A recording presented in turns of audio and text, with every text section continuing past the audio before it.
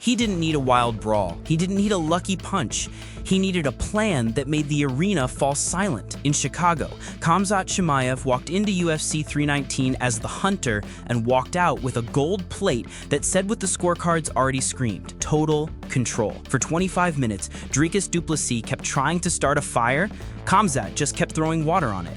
Takedown, pressure, pin, reset, repeat. When the horn sounded, there was no mystery. It was a masterclass that didn't beg for your applause, it demanded your acknowledgement. People love a knockout, but they remember a shutout. But the silence in the arena didn't last long. Online, the noise was deafening. Before we dive into the fallout, hit subscribe to Strike First MMA. No fluff, just sharp breakdowns, rumor checks, and fight night intel the moment stories break. Tap the bell so you never miss the next move. $30 million. That's the figure racing through forums and fight Twitter. Arab sheiks supposedly dangling a one-night fortune for a Khamzat Superfight. Is it confirmed? No. Is it irresistible? Completely.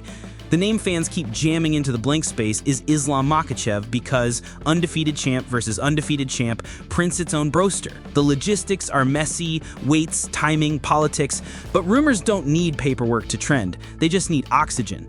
Every short, every thread, every thumbnail dunked in red ink keeps the story burning even if the matchup never leaves the group chat. It's spectacle as content, and right now speculation is doing numbers. Still, rumors fade when real tape starts rolling, and the tape from Chicago told a different truth.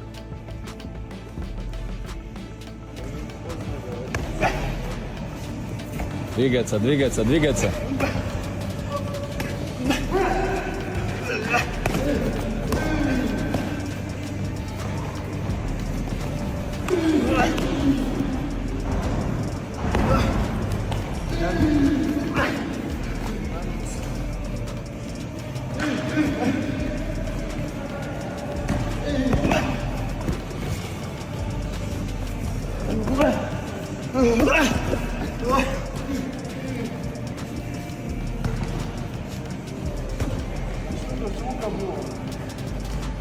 Knowing full well that they wanted him to go away from the game plan, of which would be to take DDP down. That's what I would have said.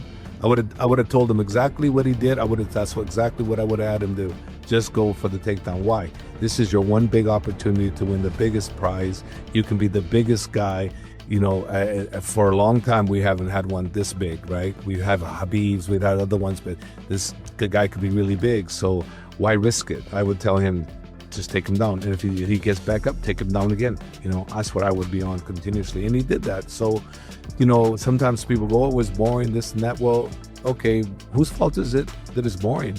If the person can't stop you from taking them down and he wants to stand, it's your fault. Stand up. If not, learn your game. You know, that's the way I look at it. I don't look at it like the guy that dominates and uses his game to win. That's what he needs to do to win. Stop the takedown then, you know. And from what I remember, and I could be wrong on this, didn't his coach said we can handle him on the ground too? When coaches talk about taking the coin flip out of a fight, this is what they mean. Khamzat didn't chase chaos, he engineered certainty. Islam Makhachev's coach, Javier Mendez, essentially co-signed the blueprint. If the safest path gets you the belt, you take it every time. No ego detours, no trading for the crowd. Drag the fight where you're strongest and make the other man solve a puzzle with missing pieces. It wasn't pretty to everyone, but it was airtight. And airtight wins travel. And if you're wondering whether Khamzat wanted to let his hands go, his own corner had the final word. You want chaos? Khamzat did too, briefly. He asked to stand and trade. His corner told him no, not tonight. Arman Sarukian spelled it out later. The game plan was working. Don't risk it. That's a fighter's least comfortable truth. Every instinct says prove a point. The smart team whispers back, win the fight. So he did. 12 takedowns, suffocating top pressure, and over 21 minutes of control time. That's not stalling. That's subtracting options until there's only one outcome left. You can hate the feeling, you can't argue with the result. But the post-fight noise got louder, and not just from fans. Paddy Pimblett watched the same fight and shrugged at the boos. He said the quiet part out loud. Casuals hate this kind of clinic, but old school heads love it. Then he turned the knife. aimed straight at Sarukian, joking that Arman was just chasing camera time in Khamzat's corner and that a lightweight belt isn't coming his way anytime soon. Love Paddy or hate him, you clicked, you commented, you argued with strangers for an hour.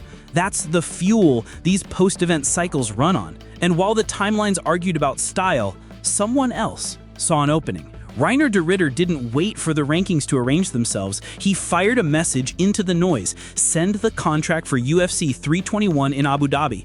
That's cheeky timing. October isn't far, and it frames a matchup that flips the usual Khamzat preview on its head. Reiner de Ridder isn't promising a striking war or a sprawl and brawl. He's teasing upper-tier grappling of his own. If Khamzat is a tidal wave from top, Reiner wants to be the undertow. Frames from guard, sneaky elevators, triangles that make the crowd hold their breath. It's the kind of call-out that feels like chess, not checkers, and it brings real questions.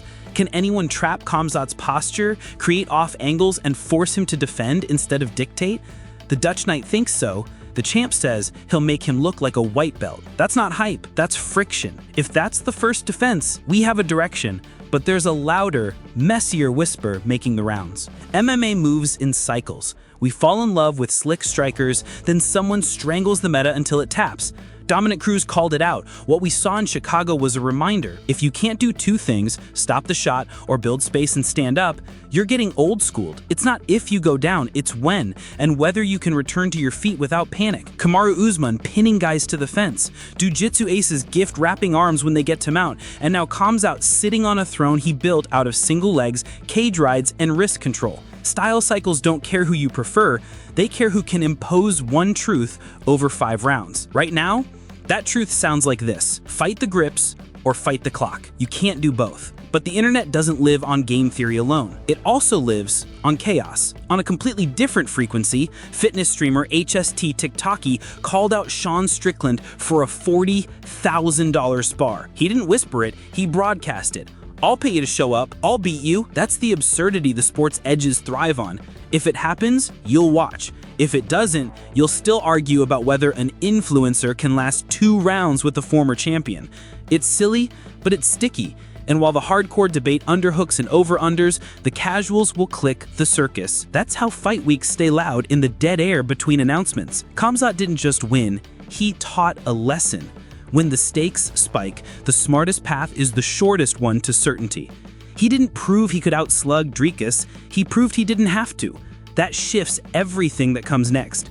Reiner de Ridder's call-out makes sense because it meets the champ where he lives. In the grind, in the grips, in the places where patience break men. The 30 million rumor makes sense because the sport loves a spectacle, confirmed or not. The grappler era makes sense because styles dictate eras, and right now the math favors the mat. So here's the question I'm leaving you with. Do you want excitement or inevitability? Because the new champion is very comfortable giving you one and daring you to miss the other. If you're into raw, hype-free breakdowns that still hit, smash subscribe so you never miss the next deep dive on the fights everyone argues about and the matchups nobody sees coming.